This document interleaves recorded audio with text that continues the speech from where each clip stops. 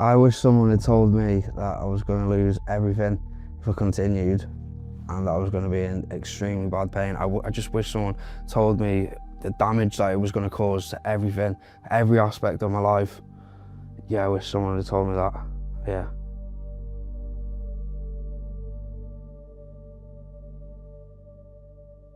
Okay. I'm Bradley Murphy, I'm 27 years of age and I'm from Rhyl. In high school, yeah, I was class clown, but I loved football, loved kickboxing, and I love like mountain biking, just typical lad stuff, do you know what I mean?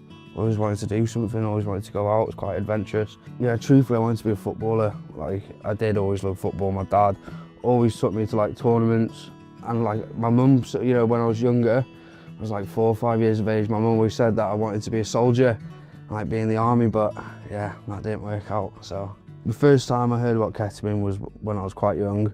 I just always seen it as like a horrible drug, like this just horse tranquilizer. So I thought to myself, who's taking horse tranquilizer? It's not going to be me.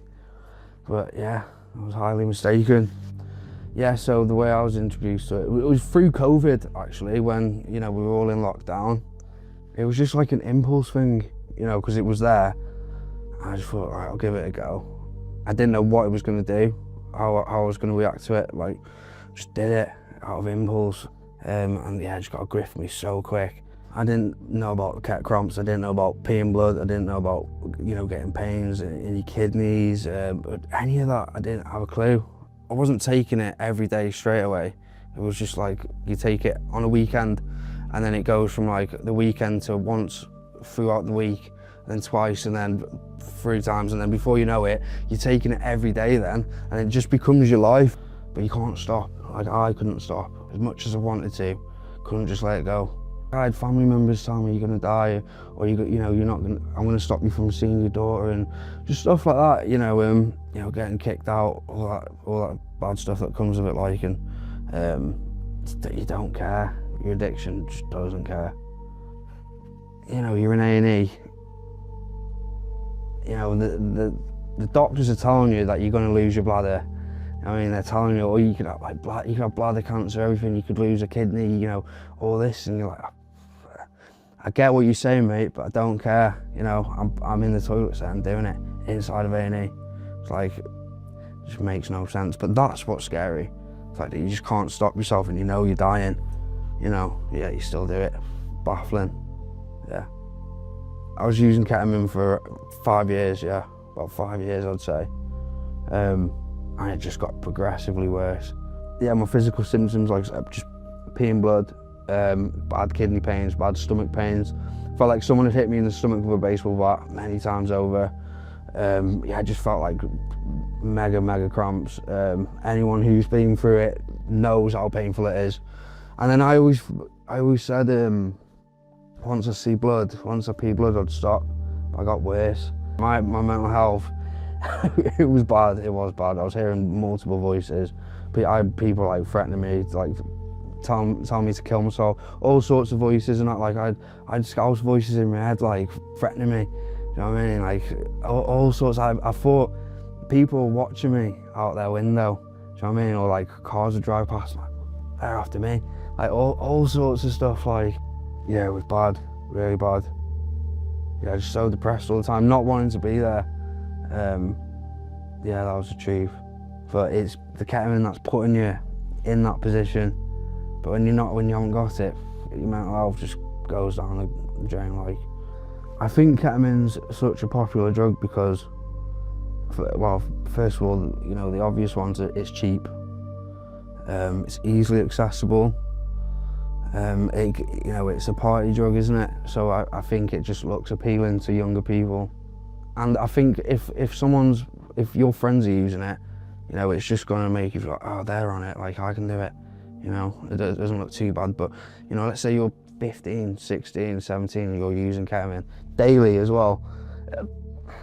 Yeah, you're going to end up losing your bladder. You will, unfortunately. It doesn't care who you are, like what family you've got, it will take you, you know, if you don't, because addiction's life or death stuff, like it's serious. So yeah, you're playing with your life, and I mean, I was playing with my life. It felt like I had to lose everything that mattered to me the most, for me to go, oh, do you know what, yeah, I really do need to stop this. And then the pains just started getting worse and worse, and I just remember like saying, like, you know, praying, you know, if I can make it into rehab this time, like, I'm gonna smash this, I'm gonna do it. And I did it. But like, it wasn't easy, especially the first couple of weeks. It wasn't.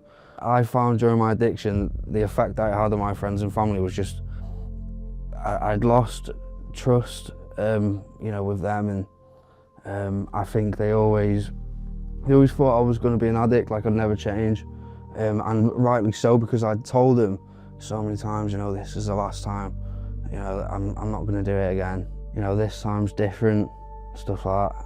And it wasn't different. I knew I was lying. I knew I was lying to myself, but I mean, there was a part of me though that wanted it to be true. I think the way us addicts work is, you know, we sit there and go, how dare they not trust us, you know, and what have I done to deserve this? But you don't see it until you're out of it, to go, oh, do you know what, yeah, like what they did was right. They were right to cut me off. I just know I know my dad would be proud. Yeah, that's what I love about being in recovery as well.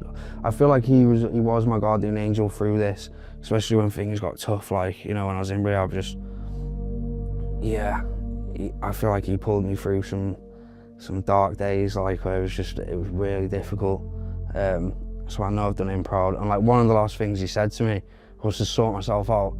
So yeah, I know he'd be looking down, I'll go, get in, do you know what I mean? All I can do now is just try to make amends for what I did, and try to regain trust. And it takes time, and it's still early days, but yeah, I think I'll get there. There's only so much someone can help you when you're not willing to help yourself.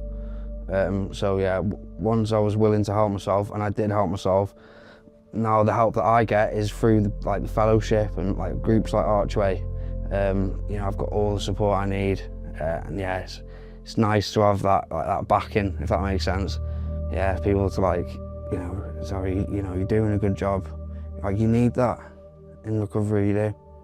If you are in active addiction, or you know, you're in early recovery, it does get better if you want to put the work in. It does. Like, I'm living proof of that. You know, I thought I was going to die. I thought I was going to be a statistic, like, and it just comes down to how much you want it. And there will be days where it is very difficult, and your head is just trying to convince you of taking the easy way out by, you know, using. But if you just stick at it, if you know, and stay strong, and just know that these thoughts of using will pass, these cravings will pass. It just gets easier every day, and recovery is possible for anyone who wants it. Recovery works for 100% of people that want it. I feel like I don't have to chase a substance anymore. You know, I wake up and I think, what can I do today with my life? What's good? What's going to benefit my recovery? I never thought I'd get to that point ever. You know, I feel at peace. Yeah, and I think that as anyone who's in active addiction, that's all they want, is just peace of mind. And it does come, it does. You just got to put in the work for it. You know, it takes time, but you will get peace of mind. You will. What would I tell my 14-year-old self? I would tell him, you know, if you do this, you know, if you go down this route of like using, I would have told him the disaster that comes with that, definitely. I would have told him to stay in school, go to college, go to uni, you know, follow your dream. Yeah, don't let outside influences, you know, dictate your life. I'll tell him everything's going to be all right, you know, buckle in for the journey of life. That's what I'd tell him.